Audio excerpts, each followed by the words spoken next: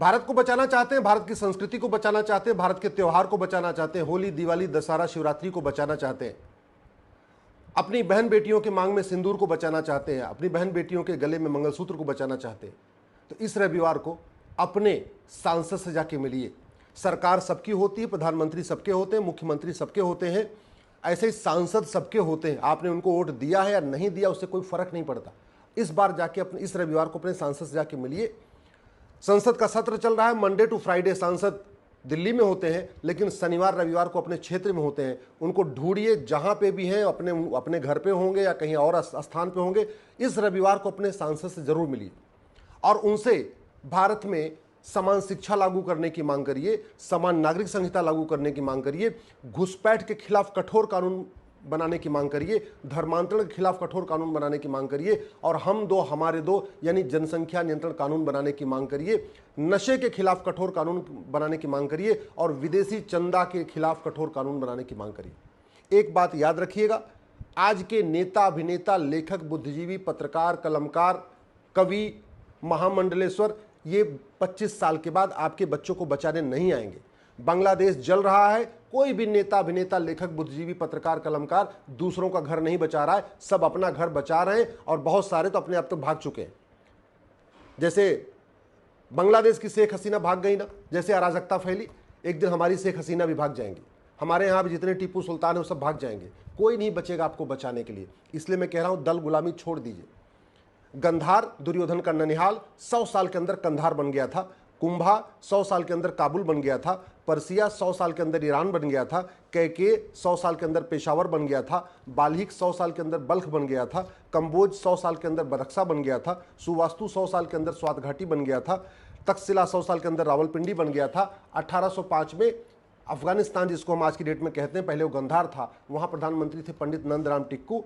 बहुत विकास करने वाले थे, खूब तालाब बनवाए थे, खूब जो है उन्होंने वहाँ पे सड़कें बनवाई थी, खूब धर्मशालाएं बनवाई थी, और 1825 आते आते अपना परिवार लेके भाग गए। जैसे अभी खालिदा शेख हसीना भागी है ना बांग्लादेश छोड़ के, ऐसे ही पंडित नंदराम टिक्कू अपना परिवार लेके अफगानिस्तान से भाग गए, वहाँ की जनता को मरने के लिए छोड़ दिया, और नतीजा ये हुआ, अफगानिस्तान से हिंदू भी खत्म हो गए, जैन भी खत्म हो गए, बौद्ध भी खत्म हो गए, सिख भी खत्म हो गए, ब्राह्मण भी खत्म हो गए, क्षत्रिय भी खत्म हो गए, वैश्य भी खत्म हो गए, दलित भी खत्म हो गए, अगड़े भी खत्म, पिछड़े भी खत्म, दलित भी खत्म, सवर्ण भी खत्म, सब खत्म हो गए।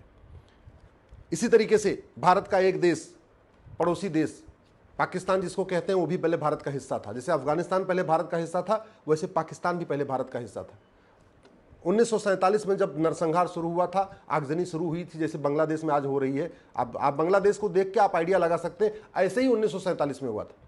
कोई भी नेता, अभिनेता, लेखक, बुद्धिजीवी, पत्रकार, कलमकार दूसरों का घर बचाने नहीं आया था। सब या तो अपना घर बचा रहे थे या तो खुद ही छोड़ के भाग आए थे। 1947 में जितने प्रमुख लोग थे वो सब पाकिस्तान से छोड़ के भाग आए। आडवाणी जी भारत आ गए, जेठमलानी जी भारत आ गए, मिल्खा सिंह भारत आ गए, गुलजार साहब भारत आ गए, लाला अमरनाथ, मोहिंदर अमरनाथ के पिताजी यहाँ आ गए, ऋतिक रोशन के दादा रोशन साहब यहाँ आ गए। तो जितने भी संजय दत्त के पिताजी सुनील दत्त यहाँ आ गए थे, प्रेम चोपड़ा का परिवार इधर आ गया था। ये जो कपूर खानदान है बॉलीवुड वाला, पृथ्वीराज कपूर अपना सब कुछ वहाँ से छोड़ छाड़ के भाग आए थे। कोई किसी को बचाता नहीं है, सब खुद ही छोड़ के भागते हैं। जैसे शेख हसीना छोड़ के भागी है ना, ऐसे 1947 में सब छोड़ के भाग के आए थे। और वो पहले राजा भरत का ननिहाल था, वहाँ से माता कैकेयी आई थी, इसलिए उसको कैकेयी कहते थे। जैसे अफगानिस्तान जो है इसको गंधार कहते थे, माता गांधारी आई थी, ऐसे पाकिस्तान से माता कैकेयी आई थी और उसको कैकेयी कहते थे। आज की डेट में पाकिस्तान में न हिंदू बचा, न जैन बचा, न बौद्ध बचा, न सिख बचा, न ब्राह्मण बचे, न क्षत्रिय बचे, न वैश्य बचे, न दलित बचे, न अगड़े बचे, न पिछड़े बचे, न दलित। अब वहाँ पे दलित सवर्ण का झगड़ा ही खत्म हो चुका है। उनसे सीख लीजिए। इसलिए कह रहा हूँ, इस रविवार को जाके अपने सांसद से मिलिए, विधायक से मिलिए, और उनसे समान शिक्षा, समान नागरिक संहिता, घुसपैठ नियंत्रण, धर्मांतरण नियंत्रण, जनसंख्या नियंत्रण कानून की मांग करिए। जिसको आप बांग्लादेश कह रहे हैं, ये भी भारत का हिस्सा था, वहाँ पे हिंदू रहते थे।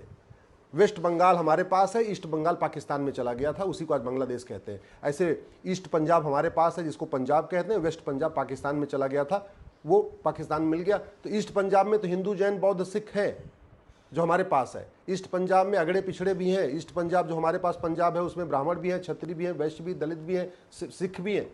वेस्ट पंजाब के कहाँ चले गए सिख? वेस्ट पंजाब के ब्राह्मण, क्षत्रिय, वैश्य कहाँ चले गए? वेस्ट पंजाब के जैन बौद्ध सिख कहाँ चले गए? आखिर गायब हो गए ना। ये बांग्लादेश आप देख रहे हैं, कुछ कहने की ज़रूरत नहीं है, बहन बेटियों के साथ बलात्कार हो रहा है।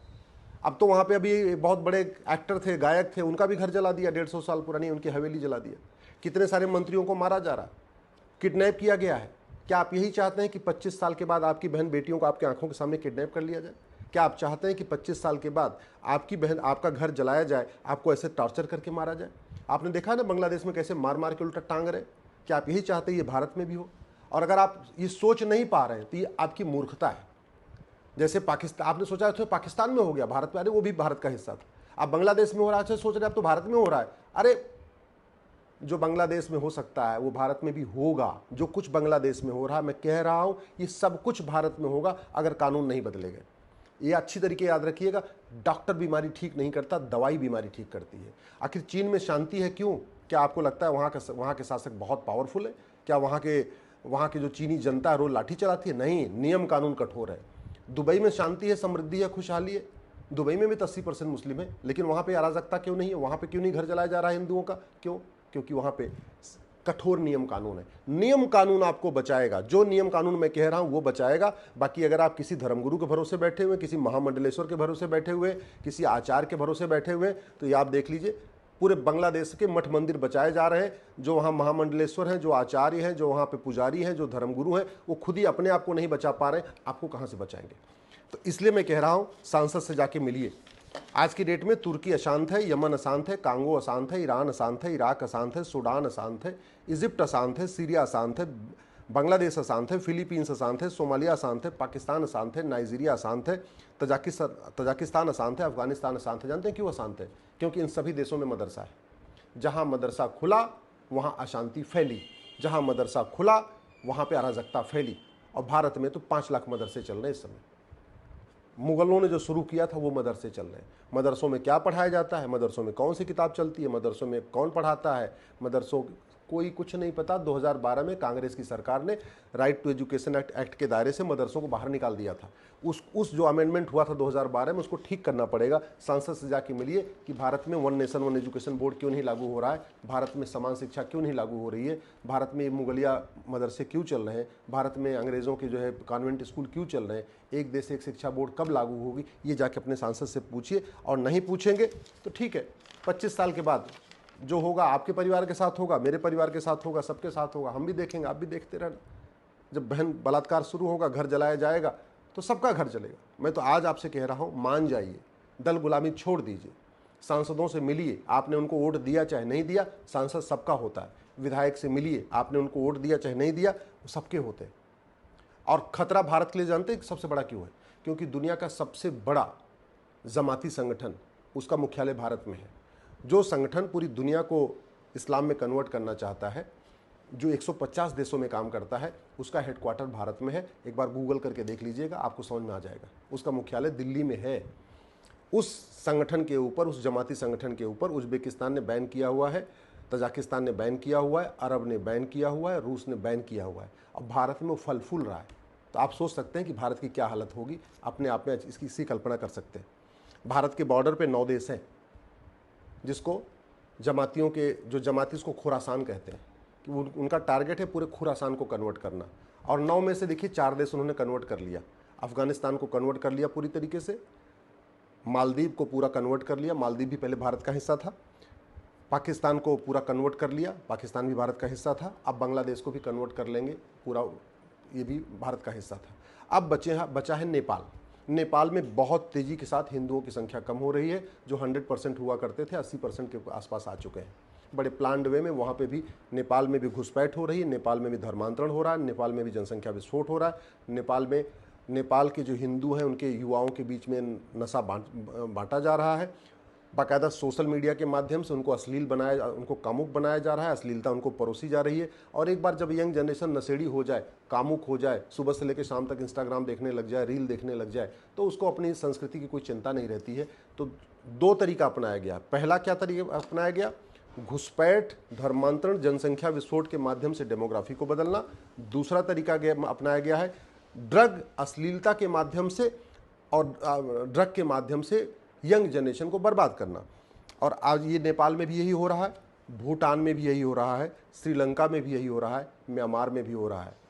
मैंने कहा था ना, जैसे अफगानिस्तान हमारे बॉर्डर पे है, पाकिस्तान हमारे बॉर्डर पे है, मालदीव हमारे बॉर्डर पे है, बांग्लादेश बॉर्डर पे है, ऐसे नेपाल भी हमारे बॉर्डर पे है, भूटान भी हमारे बॉर्डर पे है, श्रीलंका भी हमारे बॉर्डर पे है, म्यांमार भी हमारे बॉर्डर पे है।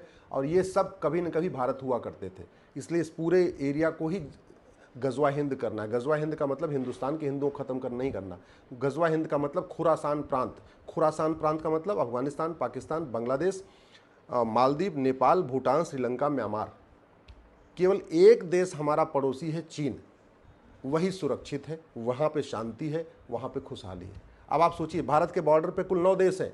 9 देश में एक देश ऐसा है जहाँ धर्मांतरण नहीं होता, जहाँ अवैध घुसपैठ नहीं होती, जहाँ जनसंख्या विस्फोट नहीं होता, जहाँ पे ड्रग स्मगलिंग नहीं होती है, जहाँ पे अराजकता नहीं फैल रही है, जहाँ बड़े से लोग शांति से रहना। जानते हैं क्यों? क्या आपको लगता है जो चीन का राष्ट्रपति, चीन के प्रधानमंत्री बड़े पावरफुल हैं, बहुत ईमानदार है? नहीं, चीन का कानून बहुत कठोर है। चीन का पुलिस सिस्टम बहुत अच्छा है। चीन का एडमिनिस्ट्रेटिव सिस्टम बहुत अच्छा है। चीन का जुडिशल सिस्टम बहुत अच्छा है। चीन में मदरसे नहीं है, चीन में मिशनरी स्कूल नहीं है, चीन में समान शिक्षा है, चीन में समान नागरिक संहिता है, चीन में घुसपैठ के खिलाफ कठोर कानून है, चीन में धर्मांतरण के खिलाफ कठोर कानून है, चीन में जनसंख्या विस्फोट के खिलाफ कठोर कानून है, चीन में विदेशी फंडिंग के खिलाफ कठोर कानून है, चीन में हवाला के खिलाफ कठोर कानून है। चीन में आप जो है अराजकता नहीं फैला सकते। अगर अराजकता फैलाएंगे 6 महीने साल भर के अंदर फांसी हो जाएगी। आप गूगल कर लीजिएगा, चीन के पूर्व कानून मंत्री को फांसी हो चुकी है। अब भारत में तो आए दिन कोई सांसद धमकी देश विरोधी बात करता है, कोई विधायक देश विरोधी बात करता है, कोई कहता है 15 मिनट के लिए पुलिस हटा लो, हिंदुस्तान से हिंदू खत्म कर दूंगा। कुछ नहीं होता। क्यों नहीं होता? क्योंकि भारत में कानून का राज है और कानून हमारा घटिया है। जब घटिया है तो किसी को सजा ही नहीं हो रही। कोई जाति का जहर घोल रहा है, कोई भाषा का जहर घोल रहा है, कोई क्षेत्र का जहर घोल रहा है, कोई अराजकता फैलाने की धमकी दे रहा है, कोई कुछ भी बोल देता है फ्रीडम ऑफ स्पीच के नाम पे, लेकिन कुछ होता ही नहीं। कुछ क्यों होता? क्यों नहीं? क्योंकि हमने कानून नहीं बनाए। इसलिए मैं कह रहा हूं, भारत को बचाने के लिए एक one nation one police code बनाना पड़ेगा। भारत को बचाने के लिए one nation one judicial code बनाना पड़ेगा। भारत को बचाने के लिए वन नेशन एडमिनिस्ट्रेटिव कोड बनाना पड़ेगा। भारत को बचाने के लिए पुलिस चार्टर लागू करना पड़ेगा, जुडिशियल चार्टर लागू करना पड़ेगा, टैक्स चार्टर लागू करना पड़ेगा, आपका एडमिनिस्ट्रेटिव चार्टर लागू करना पड़ेगा, सिटीजन चार्टर लागू करना पड़ेगा, इलेक्शन चार्टर लागू करना पड़ेगा। जो देश विरोधी बात करे, जो इस तरीके की बात करे, उसके चुनाव लड़ने, पार्टी बनाने, पार्टी पदाधिकारी बनने पर आजीवन प्रतिबंध लगाना पड़ेगा। जो देश विरोधी बात करे, भारत की संस्कृति के खिलाफ करे, उसकी नागरिकता खत्म करने का कानून बनाना पड़ेगा। आज तक किसी की नागरिकता ही नहीं खत्म हुई है। इसलिए मैं कह रहा हूँ, अगर हमने कानूनों को बदल दिया तो भारत बच जाएगा, भारत की संस्कृति बच जाएगी। जो बांग्लादेश में हो रहा है ये हमारी बहन बेटियों के साथ नहीं होगा। हमारा देश सुरक्षित रहेगा। जैसे चीन सुरक्षित है, ऐसे भारत सुरक्षित रहेगा। चीन के रास्ते पे चलेंगे, चीन के तरीके नियम कानून बनाएंगे तो भारत बचेगा। और अगर हम झूठे सेकुलरिज्म के चक्कर में और फलाने के चक्कर में और समाजवाद के और झूठे जो पाखंड के चक्कर में, इन नेताओं के बतौलेबाजी के चक्कर में फंस गए, तो मैं कह रहा हूँ 25 साल के बाद न यादव बचेंगे न पटेल बचेंगे। आखिर बांग्लादेश के में यादवों का घर जल रहा है, पटेलों का भी घर जल रहा है, पासवानों का भी घर जल रहा है, ब्राह्मणों का भी घर जल रहा है, क्षत्रियों का भी चल रहा है, दलितों का भी जल रहा है, हिंदू का भी जल रहा है, जैन का भी जल रहा है, बौद्ध का भी जल रहा है, सिख का भी जल रहा है, सबका घर जल रहा है। तो तरीका यही है कि आप कठोर कानून की मांग करिए। और एक बात याद रखिएगा, भारत में आप सोच रहे हैं ये संविधान, अरे ये संविधान भारत में तब तक है जब तक हिंदू बहुसंख्यक है। लोकतंत्र भारत में तब तक है जब तक हिंदू बहुसंख्यक है। सेना यहाँ का विद्रोह तब तक नहीं करेगी जब तक हिंदू बहुसंख्यक है। प्रशासनिक अधिकारी जो नौकरशाह हैं वो देश विरोधी मतलब सत्ता पलटने का काम तब तक नहीं करेंगे जब तक प्रशासन में नौकरशाही में हिंदू बहुसंख्यक है। जिस दिन जहाँ जहाँ हिंदू खत्म होने लग जाएंगे, अराजकता फैलने शुरू हो जाएगी। शुरुआत हो चुकी है, डेमोग्राफी तेज़ी के साथ बदल चुकी है। 9 राज्यों की डेमोग्राफी बदल चुकी है। 800 जिलों में से 200 जिलों की डेमोग्राफी बदल चुकी है। 6000 तहसीलों में से 1500 तहसीलों की डेमोग्राफी बदल चुकी है।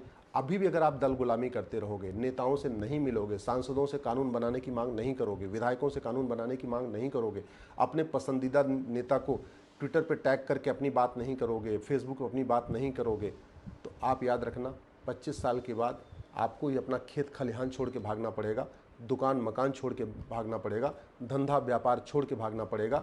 ये जो फार्म हाउस बना रखा है, 3 बेडरूम का फ्लैट खरीद रखा है, 4 बेडरूम का फ्लैट खरीद रखा है, ये जो कोठी बना रखा है ना, ये सब कुछ छोड़ के भागना पड़ेगा। जैसे बांग्लादेश में सब कुछ छोड़ के भाग रहे हैं, जैसे पाकिस्तान में सब कुछ छोड़ के भागे, जैसे अफगानिस्तान में छोड़ के सब कुछ भागे, जैसे कश्मीर में सब कुछ छोड़ के भागे, जैसे आपके नागालैंड में सब कुछ छोड़ के भाग रहे हैं, मेघालय में सब कुछ छोड़ के भाग रहे हैं, मणिपुर में सब कुछ छोड़ के भाग रहे हैं। भारत के अंदर भी तो हो रहा है। जो बांग्लादेश में हो रहा है वो तो कश्मीर में हो चुका है, जो बांग्लादेश में हो रहा है कुछ दिन पहले मणिपुर में हो चुका है, जो बांग्लादेश में हो रहा है नागालैंड में हो चुका है। आखिर नॉर्थ ईस्ट में पूरे हिंदू खत्म हुए तो कैसे खत्म हुए? उसके लिए यही तरीका है, कानून बनाया जाए, माइनॉरिटी को डिफाइन किया जाए, धर्मांतरण खिलाफ कठोर कानून बने। बड़ी सीधी सी बात है, अगर हम अपनी जाति नहीं बदल सकते तो हम अपना धर्म कैसे बदल सकते हैं? फिर धर्मांतरण खिलाफ कठोर कानून क्यों नहीं बन रहा है? इस वीडियो को अधिक से अधिक शेयर करिएगा, अपने सांसदों को शेयर करिएगा, विधायकों को शेयर करिएगा। अगर आपकी जान पहचान में कोई जज है तो उनको भी ये वीडियो शेयर करिएगा। अगर अभी नहीं जागे तो फिर कभी नहीं जाग पाएंगे और आपकी स्थितियाँ आपके हाथ से निकल जाएंगी।